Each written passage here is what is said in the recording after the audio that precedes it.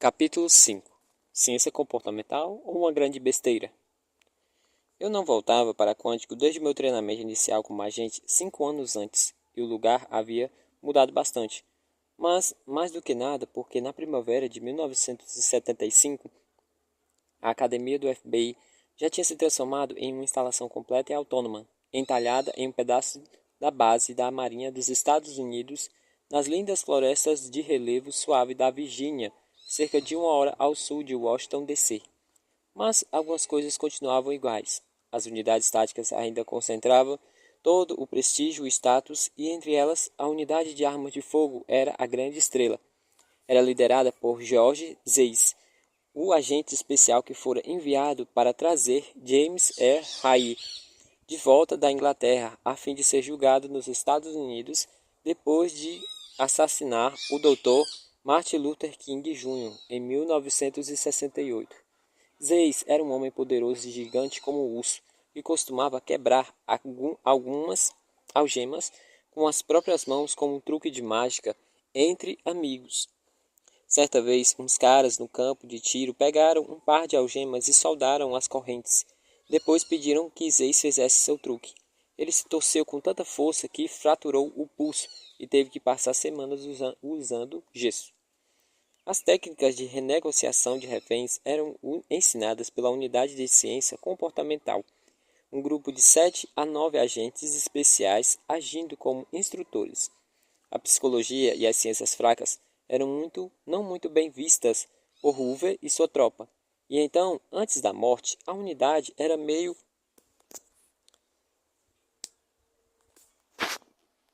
que uma iniciativa clandestina. Na realidade, boa parte do FBI da época e do mundo legal, da lei em geral, considerava a aplicação de psicologia e ciências comportamentais à criminologia uma grande baboseira inútil.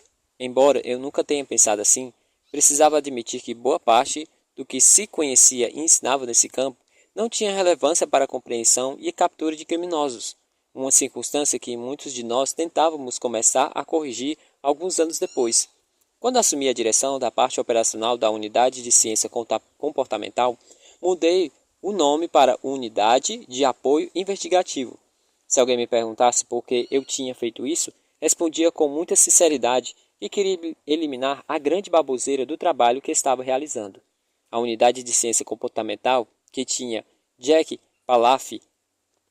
Pafaf como chefe na época em que participei do treinamento de negociação de reféns, era dominada por personalidades fortes e perspicazes, como Howard Tenten e Patrick Mullaney. Tenten tem 1,93 metros de altura e olhos penetrantes por trás de uma armação fina dos óculos.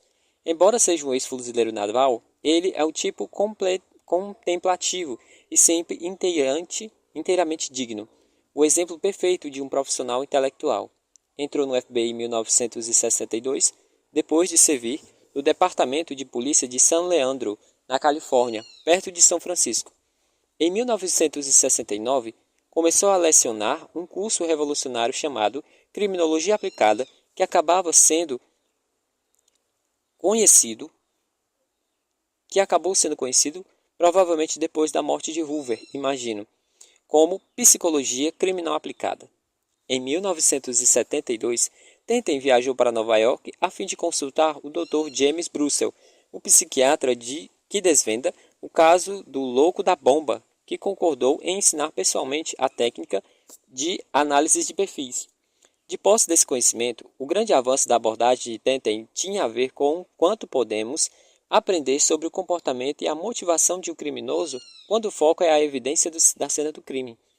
De certa maneira, tudo que fizemos no campo da ciência comportamental e análise investigativa criminal tem sido isso como base. Pat Muley sempre me lembrou um doente, com cerca de 1,80 metros de altura, e é um tipo rechonchudo, de raciocínio rápido e cheio de energia. Ele se transferiu do escritório regional de Nova York para Quântico em 1972, portando o diploma de psicologia. No fim de sua carreira em Quântico, destacou pela maneira bem-sucedida em que procedeu em casos de extrema visibilidade que envolvia reféns.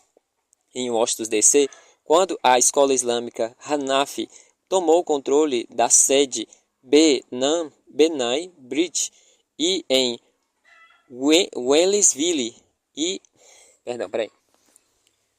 em Hayes, Ohio, quando Cory Mori, um veterano negro do Vietnã, fez um capitão da polícia e sua secretária refém dentro da própria delegacia. Juntos, Tenten e Muley representavam a primeira leva de ciência comportamental moderna e formavam uma dupla única e inesquecível. Os outros instrutores da unidade comportamental também participaram do curso de negociação de reféns. Entre eles estava Dick Alt e Robert Hessler, que havia chegado a Quantico um pouco antes.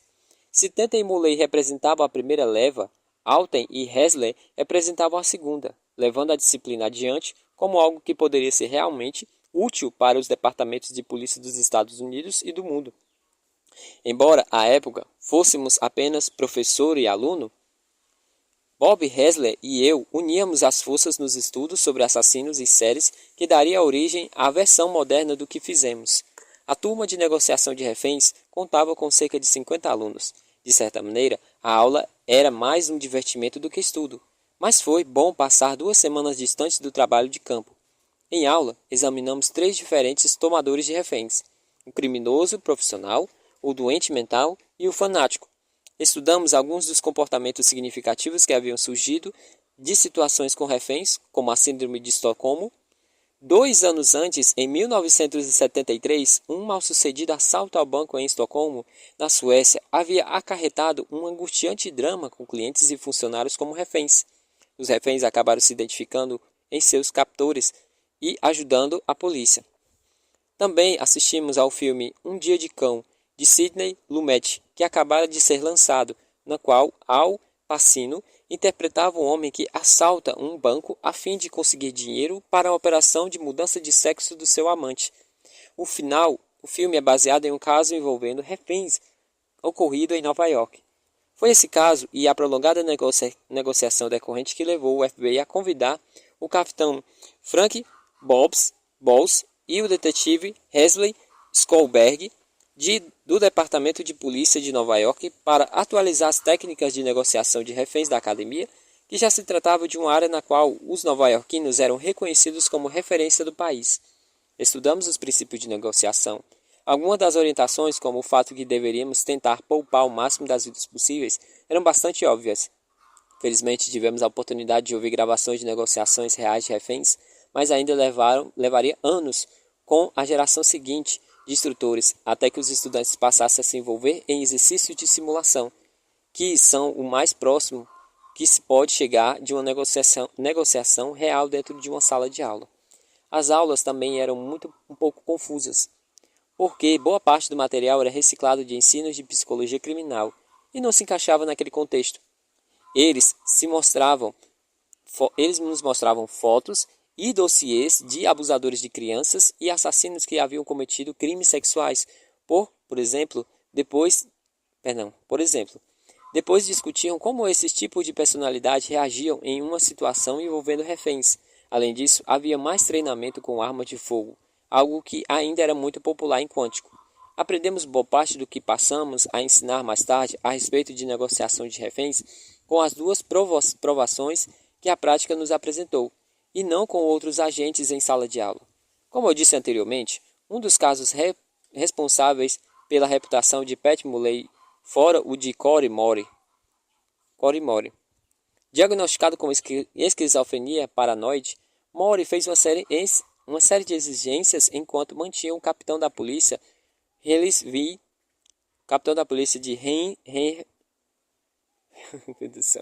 Hayesville, Wright, Ohio, e sua secretária reféns dentro do próprio escritório.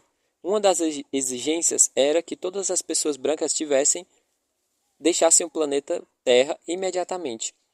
De acordo com as estratégias de negociação, sempre que possível, não devemos ceder às exigências. Algumas, no entanto, não são viáveis em circunstância alguma. Esse certamente era uma delas. O caso ganhou visibilidade nacional e então o presidente dos Estados Unidos, Jimmy Carter, se ofereceu para falar com Mori e tentar resolver a situação. Embora a intenção do Sr. Carter tenha sido ótima e um indicador de sua disposição para tentar resolver conflitos aparentemente delicados ao redor do mundo, como se confirmaria tempo depois, essa não era uma boa estratégia de negociação, e eu odiaria que algo acontecesse em uma situação a qual eu estive encarregado. E Pat Muley também. O problema de se oferecer acesso ao cara com o cargo mais alto do país, além de encorajar outras pessoas pequenas e desesperadas a tentar fazer o mesmo, é que perdemos nosso espaço na manobra. É sempre bom negociar por meio de intermediários, o que permite que você ganhe tempo e evite promessas que não pode cumprir. Quando se coloca o tomador de refém em um contato direto com alguém que considera o tomador de decisões, todos são colocados contra a parede. E caso você não cumpra as suas exigências, corre o risco de a situação ir por água abaixo rapidamente. Quanto mais os deixamos esperando, melhor. Assim que comecei a lecionar a negociação de reféns em Quântico, no início dos anos 1980, usamos um vídeo perturbador gravado em St. Louis alguns anos antes. Paramos de exibir o vídeo porque o Departamento de Polícia de St. Louis demonstrou incômodo. Na fita, um jovem negro assalta um bar. O assalto dá errado e ele acaba preso dentro do bar. Os policiais cercam o lugar e ele faz vários reféns. A polícia organiza uma equipe de policiais negros e brancos para conversar com ele. Mas, como mostra a fita, em vez de tentar lidar com ele de maneira objetiva, os policiais começam a usar gírias, tentando se igualar a eles. Todos falam ao mesmo tempo, interrompendo-o sem parar, sem dar ouvidos ao tentar descobrir o que ele quer com a situação.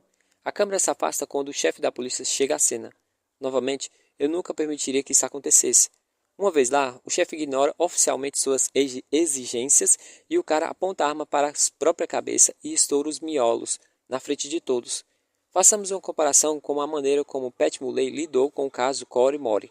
Obviamente, Mori era louco, e obviamente a população de etnia branca não deixaria o planeta.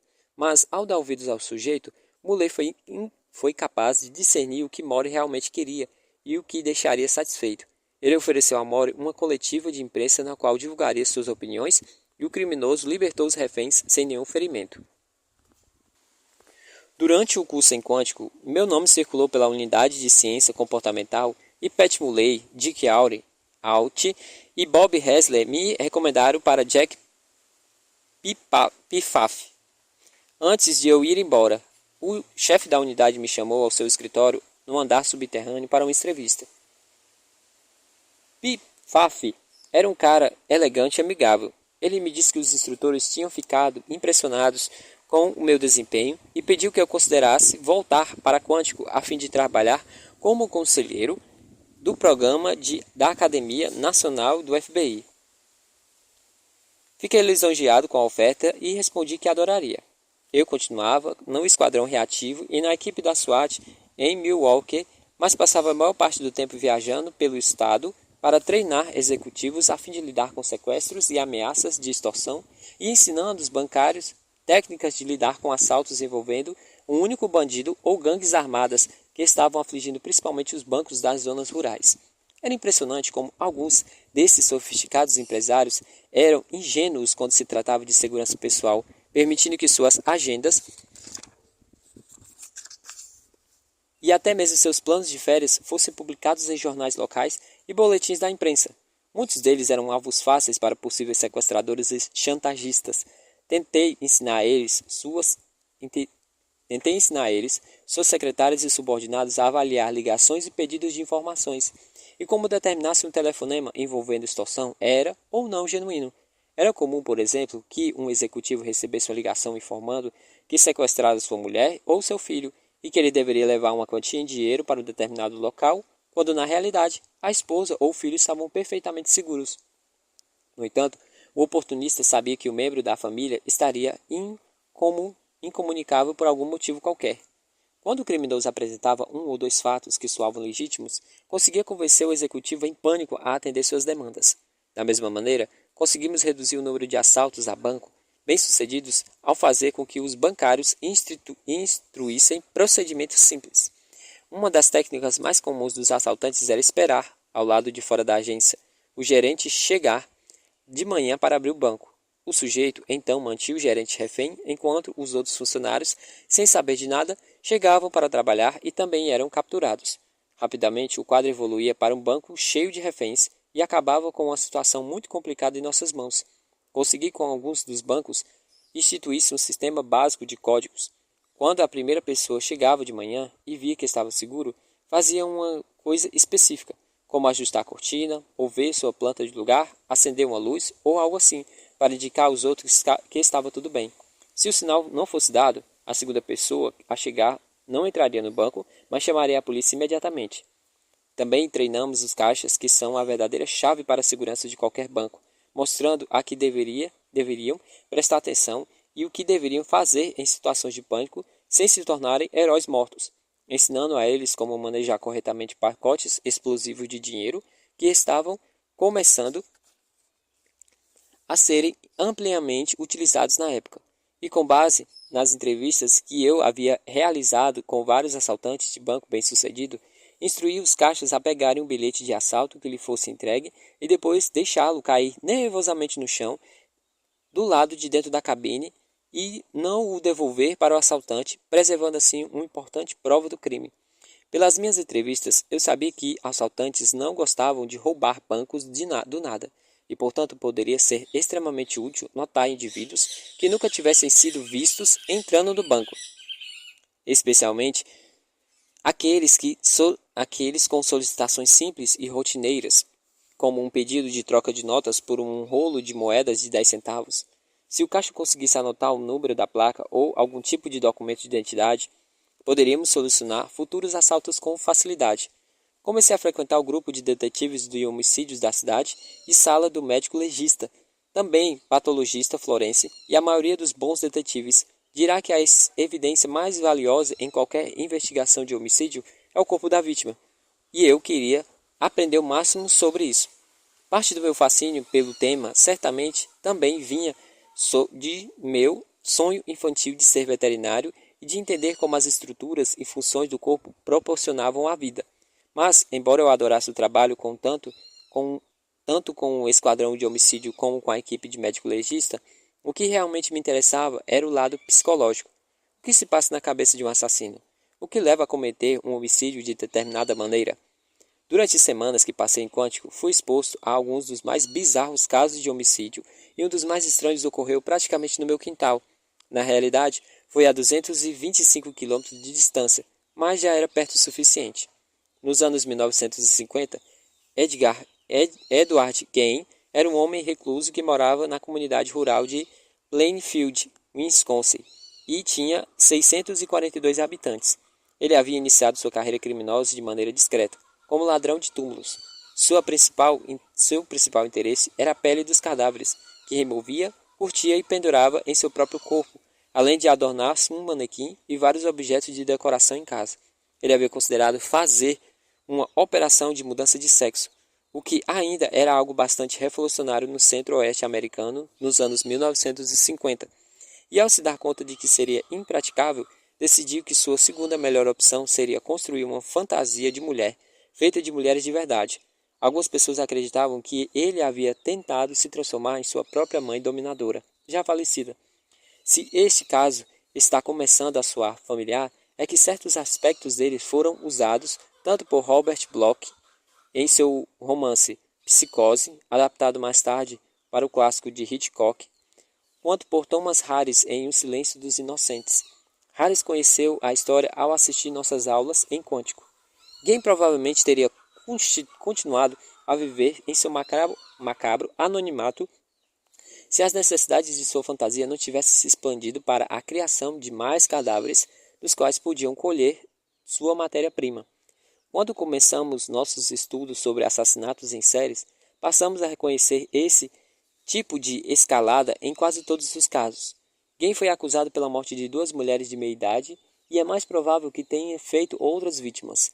Em janeiro de 1958, ele recebeu o diagnóstico legal de insanidade e passou o resto da vida no Hospital Estadual Central de Walpum e no Instituto de Saúde Mental de Mendota, onde sempre reagiu como um prisioneiro exemplar.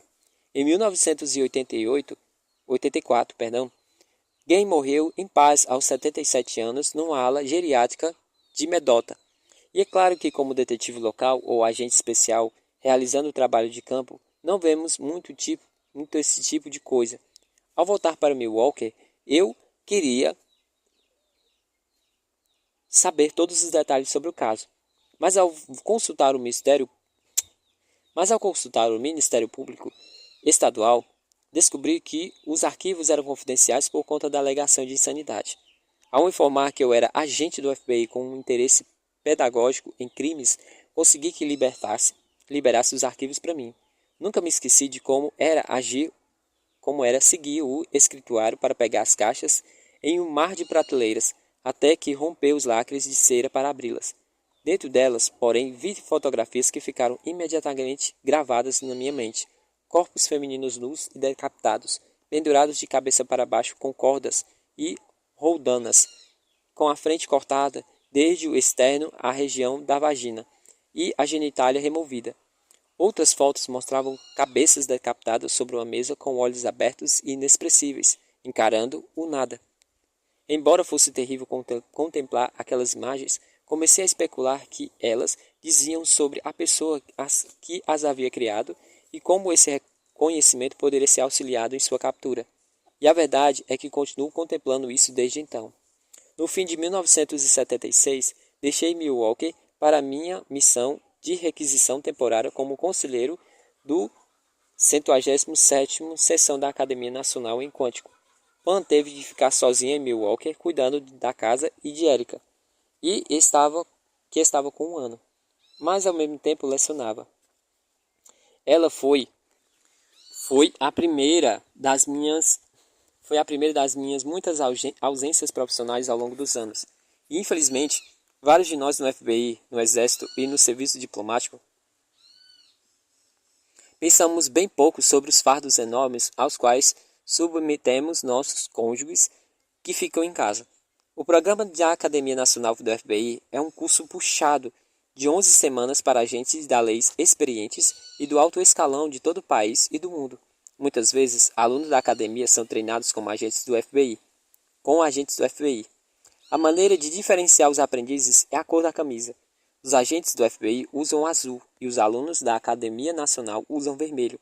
Outro detalhe é que os integrantes da Academia Nacional costumam ser mais velhos e experientes. Para entrar no curso, o candidato precisa ser recomendado por seu comandante local e aceito pela equipe de Quântico, além de oferecer o que há de mais moderno em conhecimento e técnicas por agentes da lei. A Academia Nacional também serve como um espaço ampliado e informal para que o FBI construa relações pessoais com os policiais da comunidade, um recurso que tem se mostrado de inestimável valor em diversas situações. O diretor do programa da Academia Nacional era Jim Cotter, uma verdadeira instituição da lei e amado pelos policiais. Como conselheiro, fiquei responsável por uma seção de alunos, a seção B, que incluía 50 homens. Embora as políticas do diretor Patrick Gray e depois de Clarence Cayley estivessem afastados do FBI das rigorosas restrições da era Hoover, nenhuma mulher tinha sido convidada para a Academia Nacional. Além de norte-americanos, havia no meu grupo homens da Inglaterra, do Canadá e do Egito. Dividíamos o dormitório e esperava-se que fosse de tudo: instrutor, diretor social, terapeuta e paizão. E esperava-se que eu fosse tudo: instrutor, diretor social, terapeuta e paizão. Era uma maneira de a equipe de ciência comportamental ver como você interagia com a polícia e se gostava do clima em Quântico e como lidava com o estresse. E havia estresse para dar e vender. Longe de suas famílias, morando em dormitórios pela primeira vez na vida adulta, proibido de beber nos quartos, compartilhando banheiro com pessoas que nunca tinha visto e forçado a realizar desafios físicos que a maioria não executava desde os tempos de treinamento de recruta, os estudantes recebiam uma excelente educação, mas pagavam um preço bem alto por isso. Na sexta semana, a maioria dos policiais estavam enlouquecendo e subindo pelas paredes brancas de blocos de concreto. E é claro que isso também pensava para os conselheiros. Cada um de nós lidava com uma missão de forma diferente. Como sempre, decidir que quisesse sair dali inteiro, precisava levar a situação com algum senso de humor. Alguns conselheiros escolheram abordagens diferentes. Um dos caras era tão severo e intenso que pegava no pé de sua equipe até durante os jogos recreativos internos. Ainda na terceira semana, sua sessão ficou tão irritada que deu a ele um conjunto de malas. A mensagem simbólica era "deu fora daqui". Outro conselheiro era um agente especial que chamei de Fred. Ele nunca tivera problemas com alcoolismo até chegar em Quantico, mas certamente desenvolveu lá. Todos os conselheiros deviam ficar atentos a sinais de depressão em alunos. Mas Fred começou a se trancar no quarto, onde fumava e bebia até apagar. Quando se está lidando com policiais endurecidos pela experiência das ruas, trata-se da seleção natural. Qualquer sinal de fraqueza e a pessoa está perdida. Fred era um cara muito bacana, mas, por ser tão sensível, compreensivo e ingênuo, não tinha a menor chance com sua equipe. Havia uma regra de ouro. Mulheres eram proibidas no nosso andar. Certa noite, um dos policiais procura Fred e diz que não aguentava mais. Como um conselheiro, não é nada bom ouvir isso. Seu colega de quarto levava uma mulher diferente para a cama toda noite, e ele não conseguia dormir. Então Fred segue o cara até o quarto e vê meia dúzia de homens do lado de fora, segurando o dinheiro nas mãos suadas, esperando a vez. Fred surta, invade o quarto e surpreende o cara, que está em cima de uma loira de cabelos compridos. Ele o agarra e o puxa para fora, revelando que se tratava de uma boneca inflável. Uma semana depois, outro policial entra no quarto de Fred no meio da noite, dizendo que seu deprimido colega de quarto, Harry, acabara de abrir a janela e saltar. Na verdade, as janelas dos cômodos nem deviam se abrir. Assim, Fred corre pelo corredor, olha para a janela aberta e avista o corpo ensanguentado de Harry no gramado. Ele desce a escada correndo até a cena do suicídio, mas Harry se levanta com um salto e quase o mata de susto. Por coincidência, um pacote de ketchup tinha sido roubado do refeitório nessa mesma noite. Quando a formatura finalmente chegou, Fred estava perdendo o cabelo e já não se barbeava. Sua perna estava dormente e ele mancava. Consultou um neurologista que não descobriu nada de errado com ele clinicamente. Um ano depois, pediu uma dispensa médica do seu escritório regional por invalidez. Senti pena, mas por um lado, os policiais...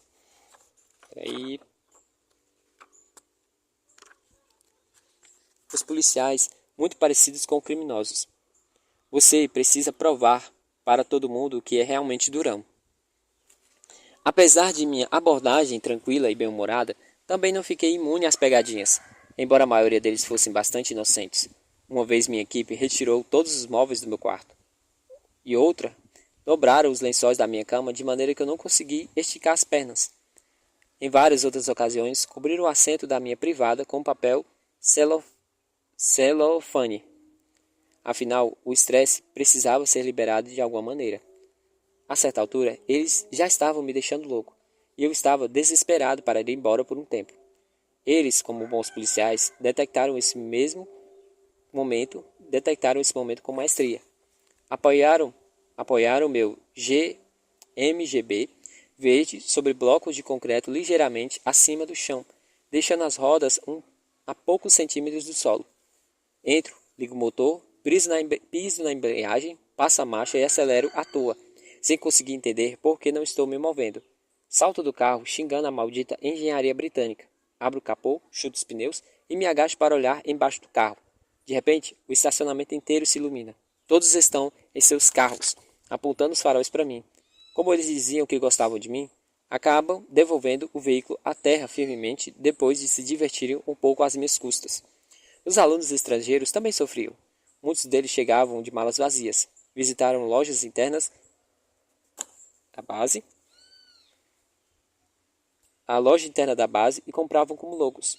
Eu me lembro de um coronel egípcio com alta patente. Ele havia perguntado o que significava a palavra porra para um policial de Detroit. Grave erro. O policial disse com sinceridade que era uma palavra de uso geral e que tinha uma quantidade enorme de utilidades, dependendo da situação, que quase sempre era algo apropriado a dizer. Um dos seus significados seria lindo e chique. Certo dia, ele resolveu visitar a loja da base. Vai até o balcão da fotógrafa, aponta para o objeto e fala bem alto. Eu gostaria de comprar a porra dessa câmera. Perdão, disse a jovem vendedora. Eu gostaria de comprar a porra dessa câmera. Alguns dos outros alunos correm até ele e explicam que, embora o termo realmente tenha muitas utilidades, não deve ser usado perto de mulheres e crianças.